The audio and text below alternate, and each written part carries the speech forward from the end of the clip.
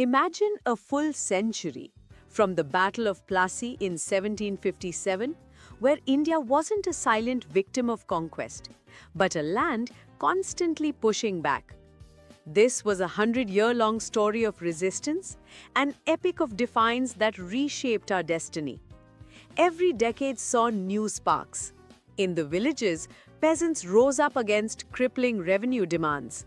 In the forests, tribal groups like the Santhals fought fiercely to protect their ancestral lands from the East India Company's greed.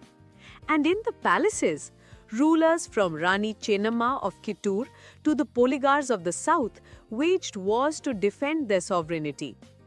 Each of these uprisings, though often local, was a powerful rejection of a foreign power disrupting their economy, their faith, and their way of life.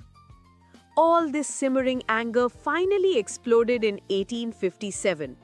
The immediate trigger?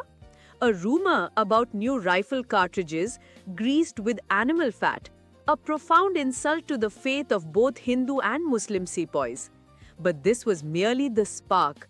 The fire was fueled by a century of grievances, uniting soldiers, rulers like the heroic Rani Lakshmibai of Jhansi, and common people in a massive, coordinated challenge to British authority. For a moment, the very foundation of the company's rule was shaken. Now, while the revolt was ultimately suppressed with great brutality, its impact was revolutionary. It completely shattered the power of the East India Company. The British Crown stepped in, taking direct control and reorganizing everything: the army, the administration, its relationship with princely states, to ensure such a challenge could never happen again. This period is crucial because it's the crucible in which the foundations of modern India were forged.